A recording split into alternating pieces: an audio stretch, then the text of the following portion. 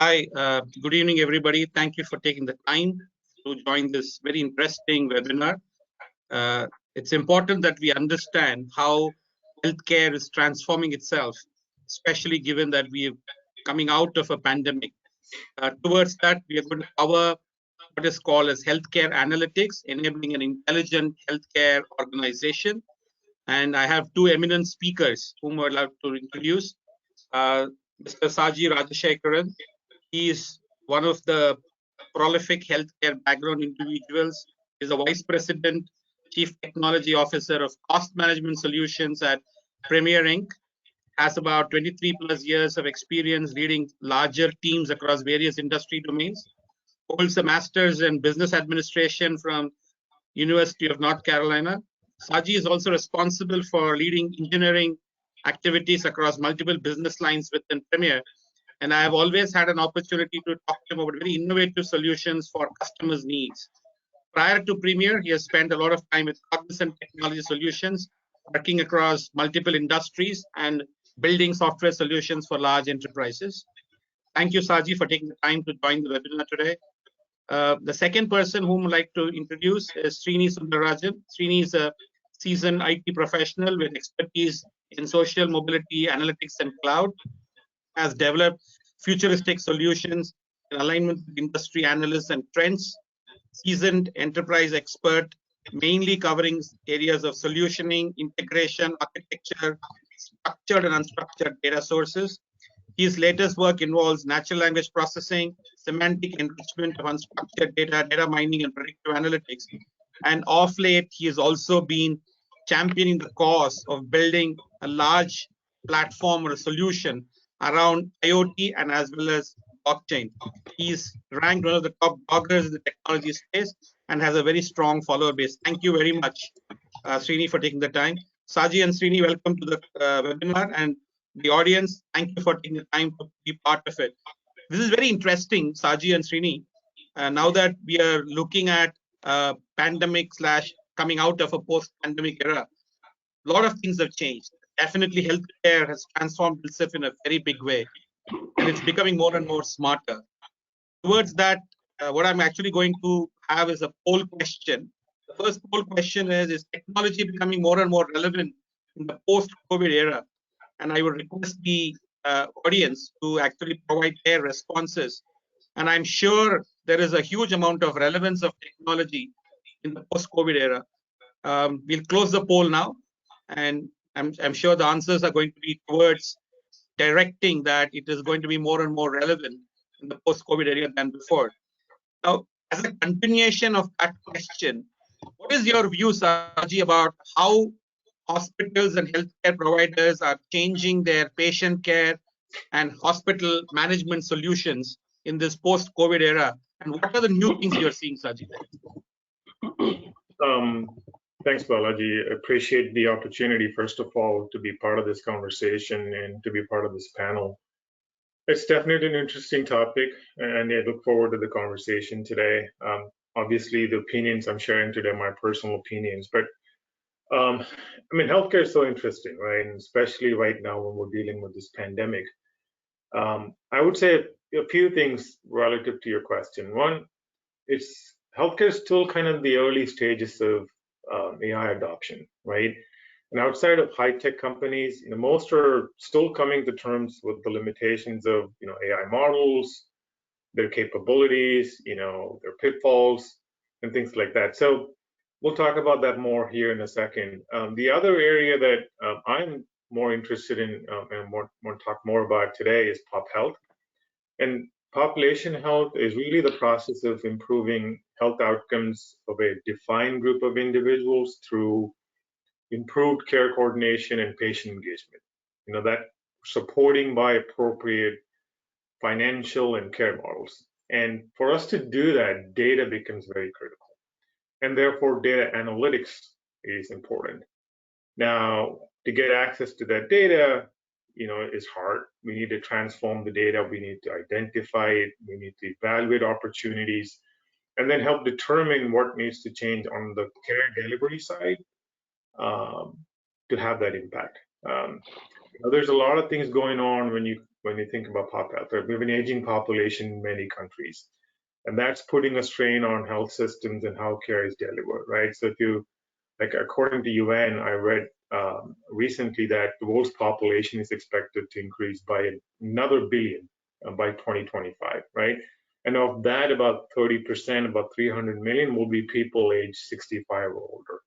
So as life expectancy across the globe, continues to increase, that number is going to keep going up. And that creates an additional strain on healthcare resources and requires service innovation globally to deliver long-term care. There's chronic diseases that will show up, and we have to manage that, and that will require additional services for this rapidly increasing senior population. On the other side, we have many countries that are really young, and that will put different demands on the healthcare system, right? So those demographic shifts will vary and will be localized. So as an example, Africa's population is expected to double by 2050, while Europe's population is shrinking. So these trends are also going to be very localized, and the demands on healthcare system on each of these areas will vary. Now, back to the conversation earlier around AI and data, there's also a movement to use cloud more, right? But first, we need to deal with data privacy. We need to deal with patient consent. We have to think about de-identifying data and anonymizing the data, right? So all of those things become very linked very, very quickly. The other thing that I want to talk about today is telemedicine, and that's seen an uptick due to the pandemic, primarily in like psychiatry and family medicine, right? The virtual care or telemedicine is more of an acceptable form of care now than it was a year ago. And access to virtual care is increasingly made available too, right? So hospitals are getting better at doing that and making that option available. The next thing that's probably going to happen is expansion of that into probably home delivery of prescription medicines, for example. The pandemic, COVID-19 specifically showcased the increased stress on supply chain with shortages, and we saw PPE shortages, we saw all kinds of shortages, and it's also stressed the healthcare system in different ways. Workforce, in terms of public health policy. It's also shown light, and we just haven't paid attention to it, on the racial inequalities of healthcare. Differences in and disparities in social strata, in economic strata, access to education, access to care, availability of social support systems when people lose jobs. They've shown a very unfair difference in outcomes when it comes to, for example, Black and brown people in the US. And so low-income families and people of color tend to be less healthy, if you will, than other members of the population, are more likely to have more than one chronic condition. And that impacts life expectancy, quality of life, earning potential even. And so intervening earlier and creating more touch points deep into the communities that enable better access to traditional care, as well as food and educational resources and connections to other social service agencies, can improve the drivers of health. So I know I touched a couple of different things there, but all of those things, we can spend another hour talking about. No, very interesting you say some of that, right? Because especially the areas which you touched, which is population health, it's so much of data available, so much of information available as to what's happening in the world and how things can be leveraged to actually enhance patient care and enhance the healthcare system itself. And that's where I'm coming to you, Srini, in this new norm. Sure. How do you see all of this integrated into this healthcare? And what does this integrated healthcare and the new norm mean, especially adoption of technology to bring that integrated healthcare? What's your take on that? What do you think is happening? Sure. Balaji, first from a trends perspective, right, what I see, apart from the things, what Shaji has mentioned, definitely telehealth and more scope for AI and genomics, DNA sequencing, all those areas which is related with AI. The one side, what I am seeing, considering my lot of work I have done on certain related technologies, is on the what you call it as a traceability, correct? So typically, you wanted to earlier, correct? It used to be available for some high valued goods like diamonds, correct? They used to call it as provenance. So from where it started, how it gets molded and where it is today. So that is what you known as a traceability of a product. See, now after the pandemic, the traceability of the humans have becoming very, very important. So if you see the Gartner, correct, they have introduced in that every year they put the hype cycle for emerging technologies, correct? So this year there are newer technologies like health passport and certain social distancing technologies. So it is mainly about understanding the history of the patient from anywhere, need not be from its current hospital, because the patients may, I mean, any traveler could travel, and the pandemic has given the importance of knowing the history of a patient, okay, across the globe. So that's where this concept, like the patient passport, health passport, and traceability of the patient has become one of the very important aspect when it comes to the data related to the patient. Okay, so which I wanted to start with. Maybe I will expand it as we go by further. And do you see, Srini, the advent of technology is becoming a barrier to providing integrated healthcare, or you're seeing that as an enabler? No, it is definitely an enabler. See, as you know that we ourselves have been exploring this thing. The technology like blockchain, correct, has been a major enabler for providing this traceability, correct? Because Right. without technologies like blockchain, in the traditional world, correct, we used to have a centralized databases, correct. But think about countries of population like India and even US geographically separated. Such a centralized model to getting to the interoperability is impossible, or it is very, very difficult. So the world is moving toward the decentralized form of sharing the patient data, the interoperability of the patient data. So which means that the technologies are actually helping towards it. Okay, so definitely this is blockchain is one technology. Another technology that is making a major headway in the from a data perspective is the graph technologies, correct? Because the patient's ecosystem has to be understood better for the healthcare providers to treat the patient better. So which means that you need to link more data, not just the traditional encounter data that is typically captured as part of an EHR platform, but more about these personal medical devices and other things, even the social environment that patient is moving about. Everything needs to be linked together. So graph technology is another important thing. So definitely technologies like blockchain, graph technology, and of course mobility and other things playing a major role in shaping up the patient provider relationship as of today and for future. Right. Thank you, Srini. And Sajid, you and Premier were in the middle of all of this, right? I mean, you were fighting the battle ground zero, literally. And I'm sure there have been a lot of requests of proactive predictions, predictive models, modeling techniques being adopted. What is your view on how AI ML is played? Which areas has it played? And what other areas has technology really started playing big in healthcare, Sajid? Yeah, sure. I'll try to touch upon a few things. It's obviously not comprehensive, right? So if you think about, if you go to consumers and especially on the hospital side, and ask what technologies they plan to have in place by the end of this year, as an example, almost all of them will say that data integration is the most important thing. Some of them have said that NLP and business intelligence are the other things they are either currently using or plan to use by the end of the year. So we were able to put things in place to show shortages, as an example, right? And readily having access to that data was surprisingly harder for some people than we would have thought. It wasn't necessarily because there wasn't enough tools, such as a BI layer. It was more access to that data. Prior to being able to, back to the NLP piece of it, to be able to train a data set, data integration becomes a prerequisite, right, for analytics and machine learning and AI.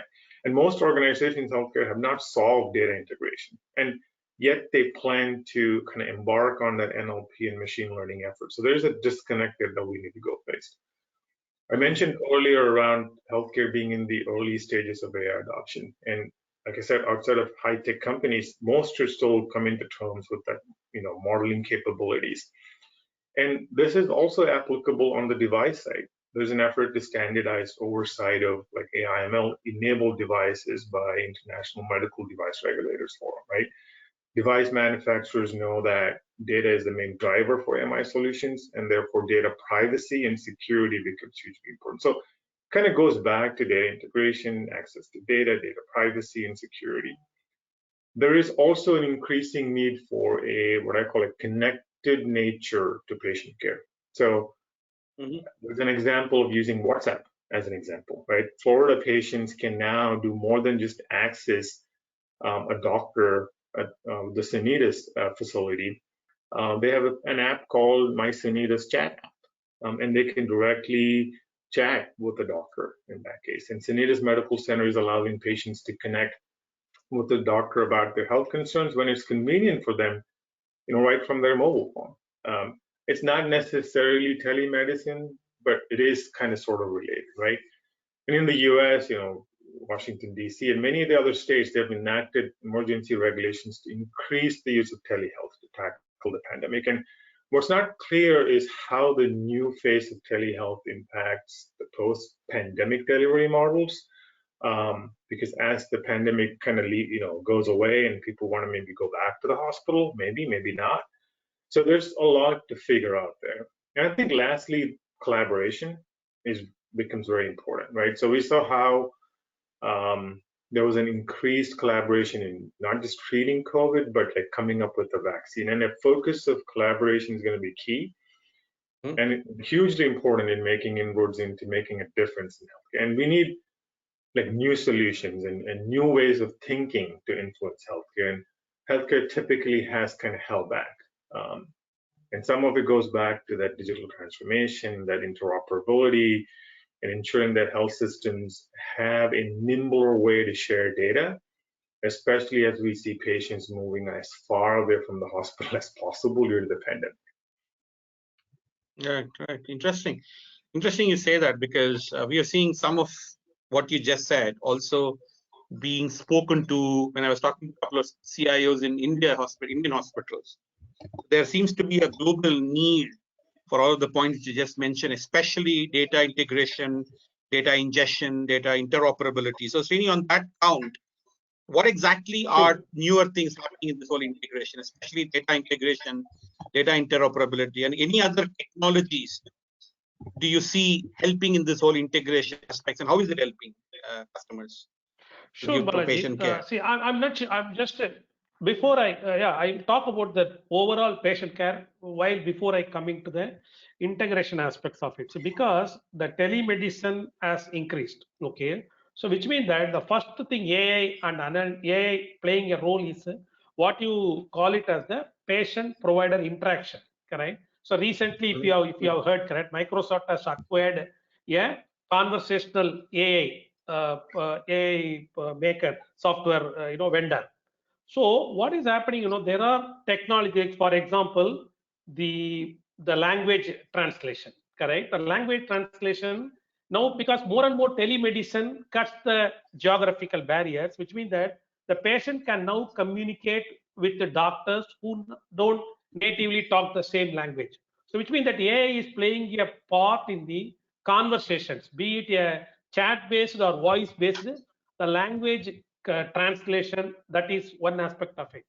The second aspect of it, the AI is also playing a role in the newer concept like emotional AI is becoming bigger and bigger, because there are patients who can't express themselves, correct, due to their medical conditions or due to the language barriers, but emotions, capturing the emotions of the patients, or even the the other brain signals and other things, and interpreting it is another area where the AI is playing a role. Apart from that, the way the providers communicate, correct, the handwriting recognition, because no longer providers have the time to type the whole things as they interact with the patient. So the lot of embedded AI is happening in the areas like OCR recognition and handwriting, handwriting translation. So these are all the areas where, if you see, the lot of investments are also happening. The recent Microsoft acquisition of a conversational AI provider is exactly attempting to do this kind of this thing, enable that patient provider communication much smoother and smarter. This is what is happening from an UI or the interaction perspective. I will talk more on the back end side as we progress. Right.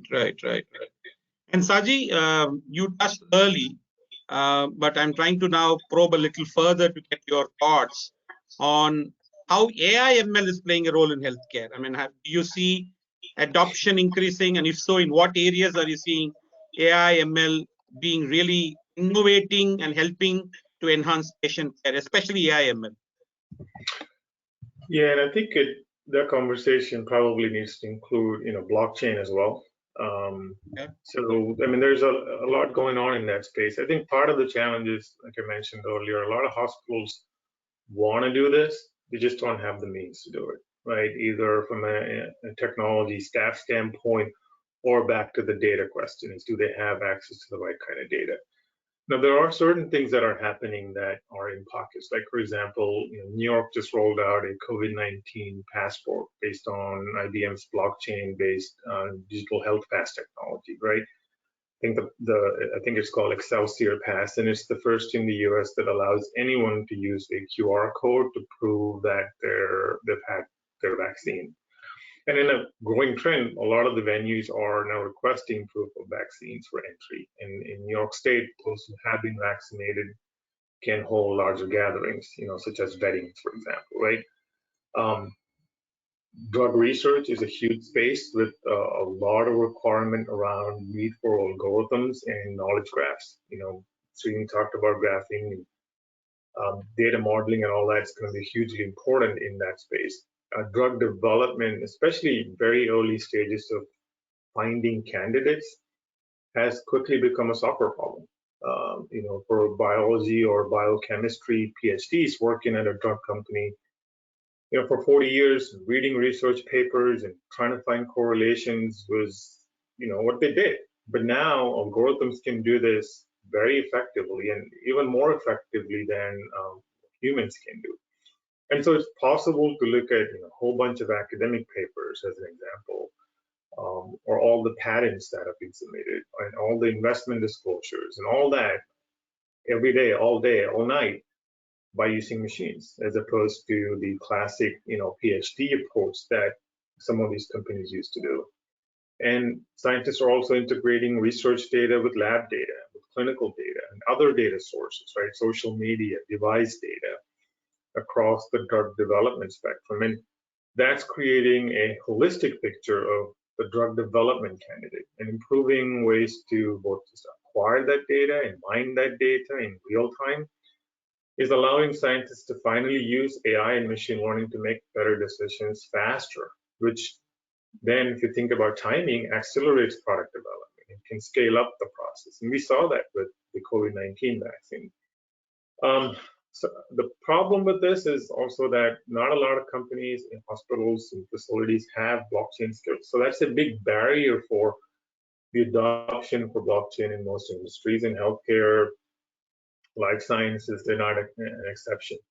And most of them are using it as an exploratory standpoint, as opposed to something that they do all the time. If you think about the life sciences space, clinical trials need the ability to have tamper-proof records, and blockchain is a great candidate for that. Pandemic requires clinical trials to be done remotely, and blockchain makes a good fit for it. So there's numerous examples of us being able to use it. The challenge always is, are we ready? Do we have the right skill sets, the right infrastructure to be able to pull that off? Right. This actually brings me to the next poll question. And by the way, audience, I would request you to post your questions to the panel members, and I will definitely be happy to take them and have them addressed by the panel members. So please do post your questions in the question or the chat window. Let me go to the second poll question. Is technology being used mainly for operations, or does it also help bring out better patient care, and it's helping in measuring better healthcare outcomes? Would like to hear whether the audience thinks whether it enhances quality of care, improve access to care, or purely look at optimizing cost. It'll be interesting to view the audience's poll on this important question as to what they think technology is now transforming healthcare to post the pandemic. We'll close the question now and find out what the audience says. But audience, please do post your questions in the chat window, and we'll be more than happy to take it forward to the panel members and have them addressed.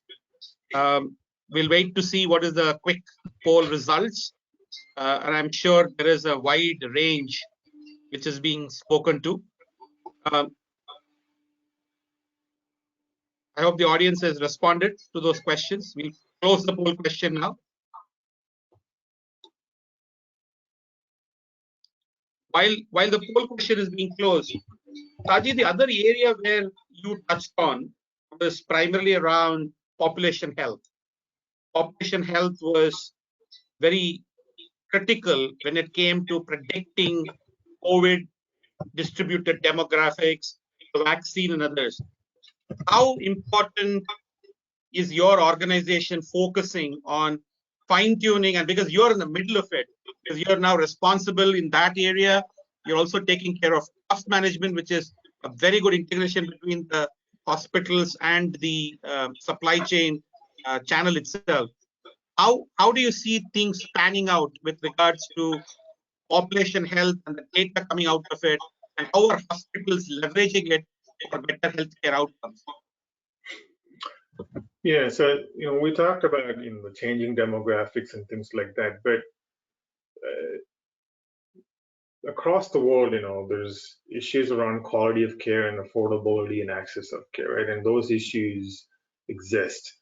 And existing care models are very limited in meeting those needs. And as we look at how we need to evolve for the future, considering all these demographic shifts, we need to rethink those care models, right? And so those need to evolve. And the innovation in those care models is important for the quality of care to go up and reducing the cost of care, but it requires policy making as well, right? So a lot of the things we do are aligned with what the government wants to do around value-based care. And I'm not super qualified to talk about value-based care per se, but a huge part of it is optimizing care and improving quality. And a lot of these programs that are being rolled out or talked about being rolled out needs a lot more coordination, needs a lot more data analysis and data mining. There's also a shift from what I would call sick care to wellness care, right? So how do we bring in mindfulness and general wellness and including mind and spirit into the realm of health? And companies are doing it. I'm sure your company's doing it. We're doing it in terms of offering incentives to employees to kind of embrace that line of thinking. Right. There's going to be, changes in how we do training. So as an example, we mentioned telemedicine earlier, right? So when it comes to virtual care, sometimes patients are not completely happy with that online interaction. So that may require more training to build that virtual interpersonal relationship, So it's such an interesting space because it can touch upon all these different nuances. There's a lot to be figured out around healthcare trading partners, right? So we've talked about creating better, more transparent and communicative relationship with each other. We talked about having access to data, interoperability. Will it happen? Remains to be seen. So interesting you say that. We see the poll results. We'll see it once again. The audience have actually, this is what the audience felt. Enhances quality of care, takes the top post, followed by improves access to care, and then of course cost is always there, optimizes. So more and more quality of care is what is being considered as a priority in this new era, where the transformation is because of technology. Keeping that in mind, and Srini, your specialization primarily around MDM, interoperability, data integration in healthcare. How does technology support all this with regards to telemedicine coming in, remote patient care coming in, and in addition, Saji talked a lot about data integration and data flow is most critical and decisions are being made. How do you see all this taking shape, Srini? How do you Sure, solve this definitely. big jargon of data and the patient care coming together? Sure. See, Balaji, as I already mentioned, correct, basic form of EHR data has always been collected. Okay, it is pertaining to a single hospital. Okay, so now more and more with the shift from the volume-based care to value-based care and the concepts like episode of care, correct, whereby we need to track an episode across the providers. So the more the need to integrate the data, not just within an hospital, but across the hospital, within a geography or even across the geography. So that is the first trend. So which means that we needed to integrate data across the multiple databases. Okay. So which means that there is a lot of scope of duplication. The patient may have a slightly misspelled name, that kind of thing. So that's where your data governance, data quality, and master data management playing a larger role. So which means that when you consolidate data for an episode for a patient, okay, who would have started with one hospital, would have gone to multiple labs and gone to another hospital and ultimately get the final treatment in a third hospital. When you consolidate all the data, correct, which means that you need to have a lot of governance, data quality, master data management. The traditional 101 of the data analytics are getting even more important. But at the same time, we need to also enhance the data exchange standards. So more and more the FHIR APIs and FHIR-based servers, which will submit the data in that form, coupled with blockchain and other interoperability technologies, is also helping this cause. Okay, so from the concept of consolidating the data across the providers for a care continuum, for an episode, these concepts like data integration, MDM, FHIR standards, and blockchain and interoperability, everything playing a role. And now the new things is that beyond EHR, now the concept of PHR is also coming, the personal health records, because more and more telemedicine is picking up and people wanted to getting monitored from their home or a nearby care facility, be it a kiosk in a nearby facility or even some kind of a wearables at their home. Now that data needs to be integrated along with the rest of the traditional data, whereas this could be so the concept like data lakes, whereby more traditional structured data and unstructured data getting intermixed by using a graph or related technology is also playing a role. And finally, we will be seeing a tremendous increase in the growth of volume. Correct. For example, when a patient gets monitored from an hospital, probably a couple of nurses could be around and they may watch it, occasionally. But suppose a patient is getting monitored from a remote place, you will now get a tons of data. Correct. You are not going to process all the data. So AI is going to play a role in the concepts like anomaly detection. Correct. Anomaly detection has been an AI area for other focus areas. Now in healthcare also it is going to play a major role when it comes to telehealth and remote monitoring and all those things are concerned. And finally, as the growth in telehealth and other thing grows, you needed the trained providers, correct? Trained physicians, but they are limited in scope, correct? I mean, they are limited in numbers. You can't have an cardiology specialist suddenly increase 3 times or 4 times. So you need to capture their knowledge, and the intelligent systems have to mimic their knowledge to an extent. While we are not going to completely replace a physician, but you need to augment the physician. The concept like reinforcement learning, which is again part of this data ecosystem, are playing a role. So I touched about multiple things. Getting a data across the providers for an episode, concept like MDM, data lake, data governance, FHIR, interoperability, they on the one side. On the other side, PHR data, remote monitoring, IOMT devices, and anomaly detection and reinforcement learning, all those things are also going to play a major role in providing a complete ecosystem of a value-based care for the patients. That's what I am seeing. Oh, this is wide variety. I mean, I definitely see healthcare transforming itself quite fast and quite significantly. We have one question from the audience, and I would like both of you to respond to this question because both of you give a different perspective. This person has just started his or her career as a business intelligence analyst working for a healthcare group in New York, focused on clinical data, not hospital data. This person wants to know how he or she can contribute or what data points can be looked at from an analytics perspective to improve the revenue of the organization and improve data reporting. Saji, would you want to go first and suggest something because it's right in your sweet spot from analytics? I can try. So I think the biggest challenge with analytics space is that there are way too many vendors, right? And a lot of those are hard to implement, takes time to implement. And so therefore, the questions to be asked are, how can you unlock expertise within your hospital setting by giving them access to data quickly? And that may mean maybe creating a platform that's easy to use, that allows you to kind of run what-if scenarios, as an example. And that's where cloud adoption comes into play, because most cloud providers have native AI/ML capabilities and or other things that you could use. The second piece is, what problems are we trying to solve? And oftentimes where we get in trouble is we build solutions because of the questions we ask are limited to one or two problems.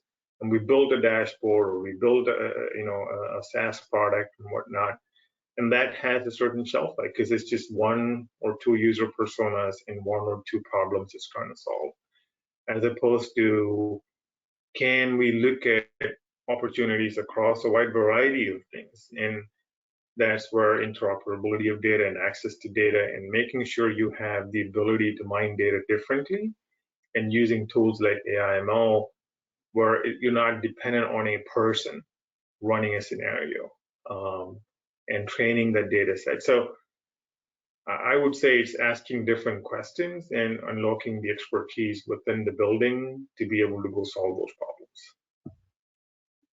Srini, would you want to take a stab at the same question?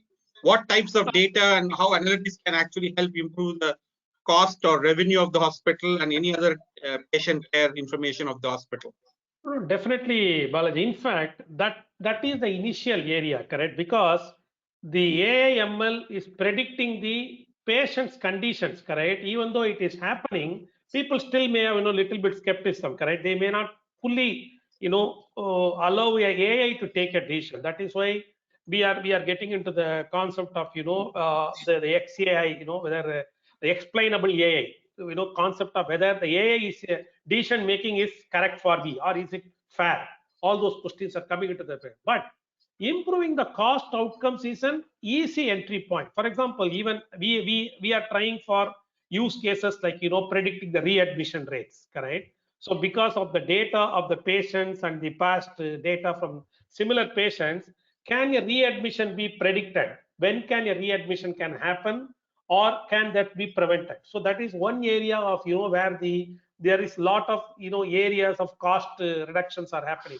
See, another area where the cost related things are happening on the in the FWA, the fraud, wastage and abuse area, whereby a lot of hospitals are spending a lot of time on processing the insurance data, ensuring that whether this data is correct and all those kind of things, both payers and providers. So definitely the operational data will definitely reduce. I mean, the AI/ML on these kind of data will reduce the operational expenses and make the operations much more efficient. That's definitely an area that is going to happen.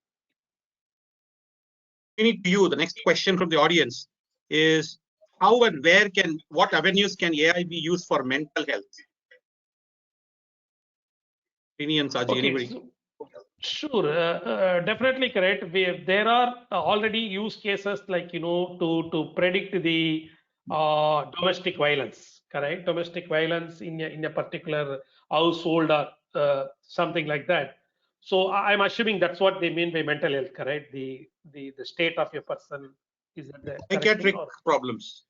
Yes, that's what I'm telling, correct. So one area is what is happening was that, correct, even the use cases that we are trying to do is to understand the demographic profile, correct? That's why we are coming up with the concept like patient 360, correct? So it's not just about the patient, his relatives, even the his immediate blood relatives, attributes and other things. So we get a complete picture with the help of technologies like graph technologies about the patient. By understanding the profiles of the patient more and more and relating to the outcome. For example, one good example is there some kind of a sorry, there's a power cut. So one example is that the things like can I predict the domestic violence in a particular household? Correct. So those are all the areas definitely playing a major role in understanding the profile of the patient, getting a bigger picture about the patient 360, and then predicting the outcomes based upon that.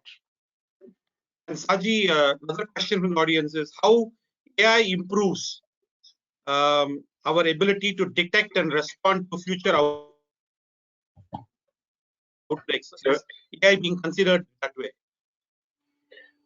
So say that question future again. Outbreaks. How can AI be used using the data? Using the current data, can AI be used to predict future outbreaks? Yeah, I think, I mean, if you think about, again, training a data set and having access to the right level of data, if you can, look at dashboards or building dashboards where we can start seeing pockets of diseases showing up, you can start to get ahead of it. And we kind of had that when, out of Wuhan, we saw those clusters being formed, right? Now, clearly there was some lack of maybe transparent reporting that if we had would have helped maybe reduce the spread of the disease. But those options exist now. So as long as the reporting of those diseases exists and the ability to have data to look at that across the board exists, we already have the ability to do that. Specific to what it may entail, we talked about shortages and things like that, and Srini talked about predictive modeling, and it will be important from that standpoint too, right? So not only can it do demand supply shortages on the supply side, but on the provider side, it can look at benchmarks and trends and things like that to improve outcomes once we understand that something's going on. Right. Balaji, just to add to that point, correct? There are a lot of enhancements in what we call it as a deep learning, correct? So the deep learning is the ability for us to predict based upon the conditions like X-rays, pictures, the chest X-rays and the location of bones and other things.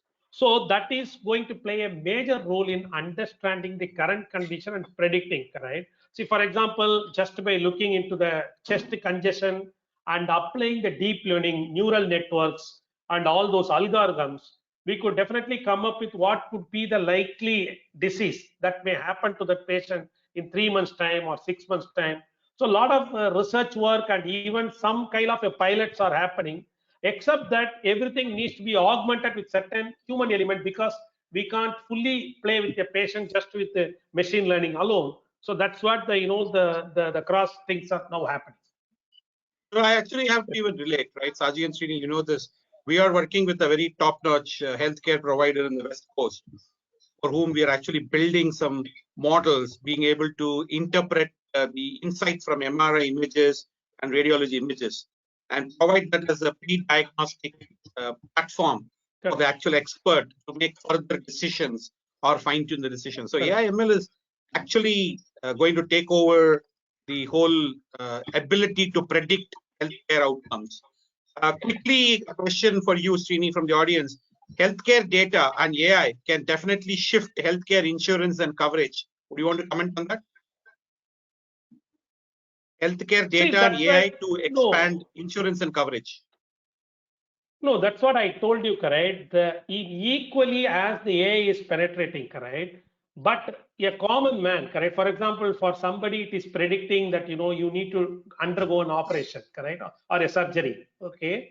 Based upon an AI decision, correct? But do the insurance company needs to support that? Do the insurance companies pay for it?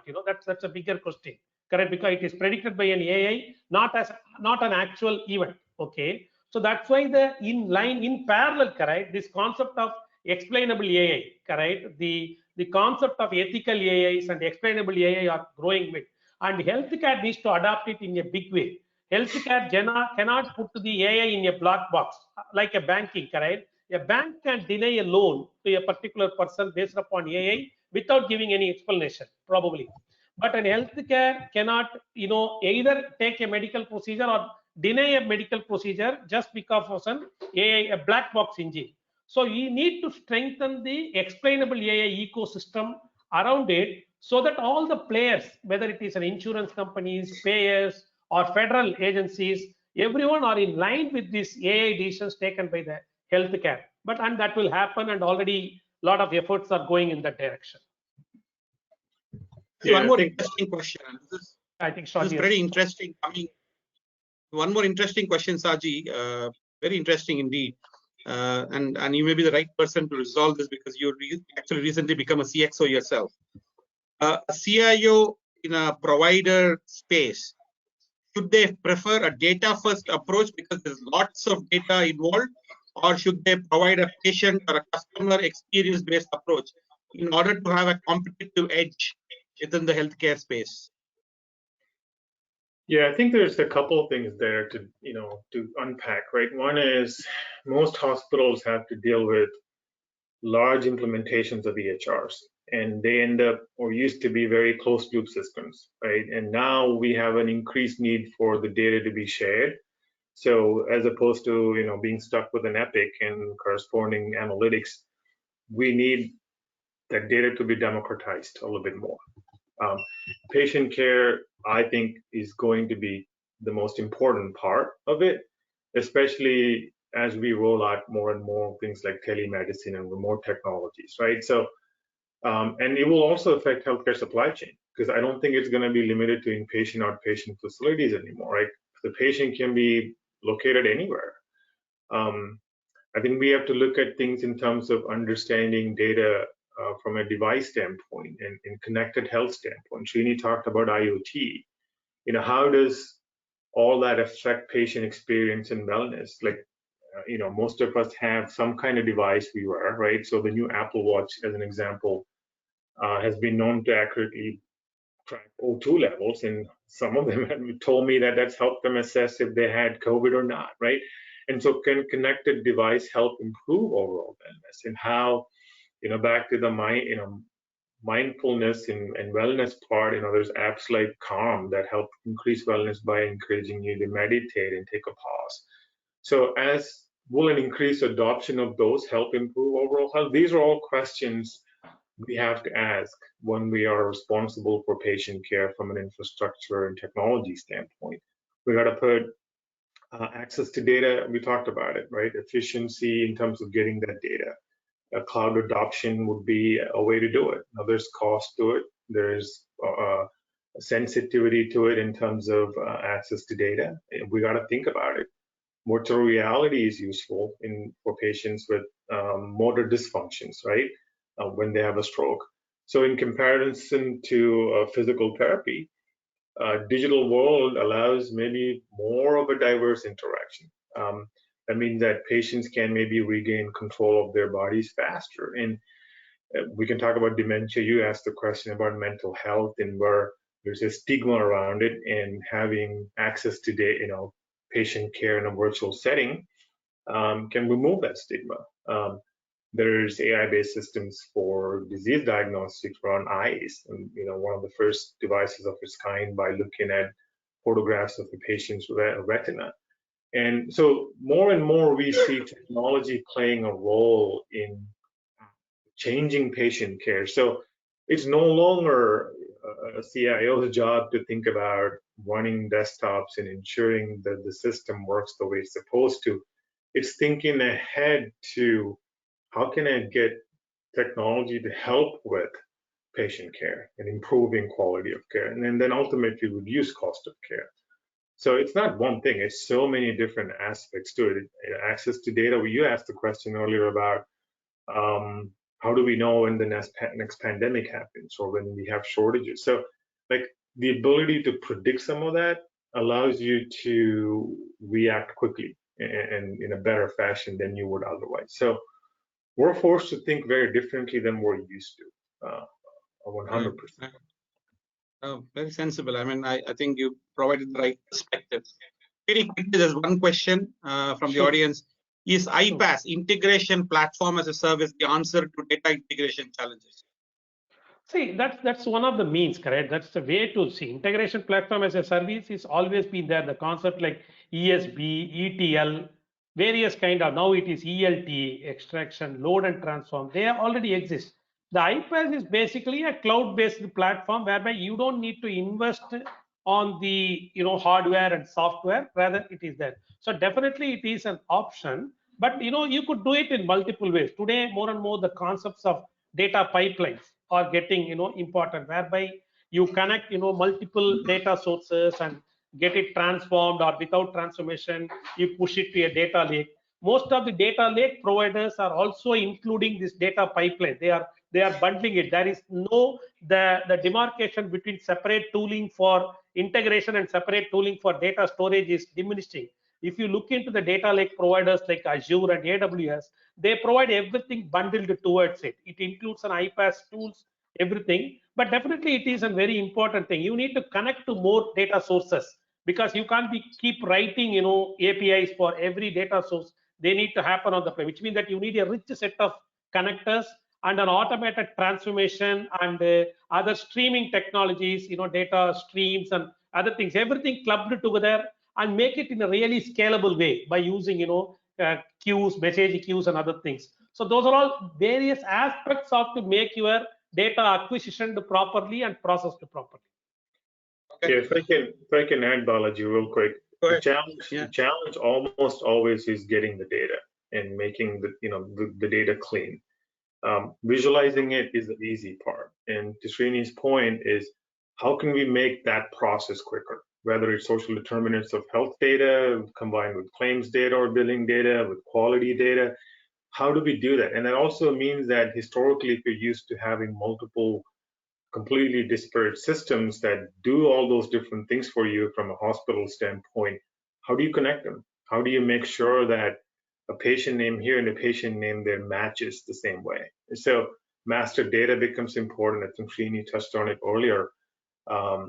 So it becomes more than just one thing. But the cloud providers and our providers, like Premier, such as yourself, can help make the journey quicker. We can connect the dots faster. Right. Thank you.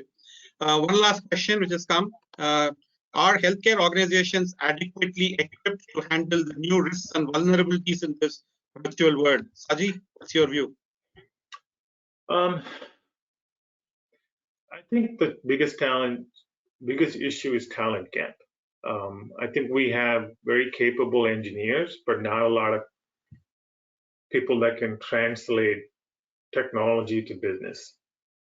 Having that line of sight to the right kind of opportunities in terms of looking at data and assessing them and putting them into practice is always hard. Most people in a hospital setting are used to just being in their silos. If I'm a supply chain person, if I'm a value analysis person, if I'm a quality person, that's how I'm oriented to think. We need solutioning done at a much broader level. Connecting that data becomes important, and that's hard to do. And having products that can do that for you, there are not very many. So I think we need to change that dynamic quite a bit.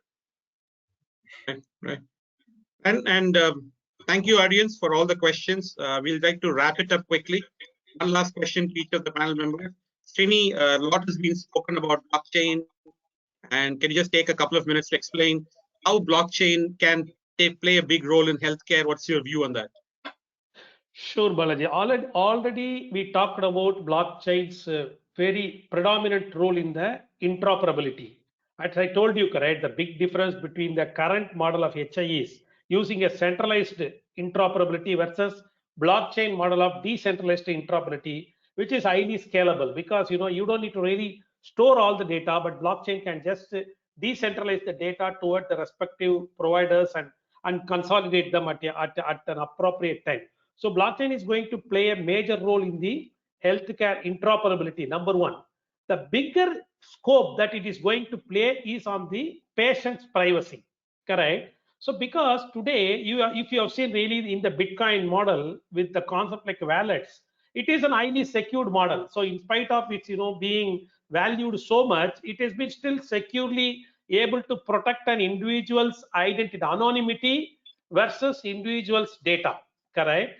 The very similar concept of wallets, a personal patient wallets, which can be enabled by blockchain, is going to play a major role in keeping a master patient index of that particular patient and keeping his identity and also keeping its consent.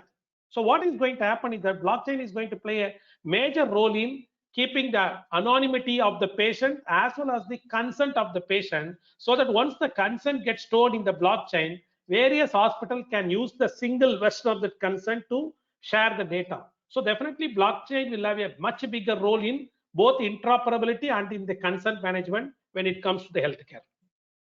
Right. Thank you, Srini. Saji, your closing remarks. What's the new trend happening? Supply chain being one side, healthcare providers being one side, payers being one side. What are new trends you're seeing in all this ecosystem in the healthcare arena? We talked about this, movement from sick to wellness care. So I think that's huge. Telemedicine is huge. Value-based care and optimizing care is huge. Digital transformation and interoperability is still a need. I talked about the need for increased collaboration, and I think that is huge to make those inroads that we really need in healthcare and that new way of thinking. I think speed to market for innovation is huge. We saw that with COVID. We need to get better just across the board. Focusing on the right areas becomes important. I think there's going to be a shift from applications to analytics oriented around problem solving. I think all those things are going to be huge going into the next couple of years. I think one other area where, Saji, I've seen a lot of apprehension by healthcare providers, especially the technology organizations of healthcare providers, has been cybersecurity. With all this virtual thing taking place, it's becoming more and more important that you secure your systems, you provide right accesses, you're able to do really a digital access management solution to be able to provide right accesses to right data and ensure that all your vulnerabilities are well tapped and under control. I think that's another area for another topic, maybe cybersecurity in healthcare at some point in time. That's another massive area where transformation is being needed. More importantly, it has to happen now. And unfortunately, it's a Boolean. It's either you compromise or not compromise. It can't be via media. So that said, we'll talk about it in a different webinar or a conversation. I thank the audience for patiently listening to us and being there with us all along. Thank you so much, the audience. Saji, sincere thanks to you for taking time amidst your busy schedule and being able to share some of your insights and thoughts into what's happening in the healthcare area, especially intelligence and automation being the key themes which people are looking at. And Srini, as always, thank you very much for your expert inputs on how data and how integration is actually taking place in healthcare to deliver patient care and high quality outcomes from healthcare. Thank you all for this conversation and look forward to seeing you in another webinar. Thank you. Be safe, be well. Bye for now. Thank you, guys.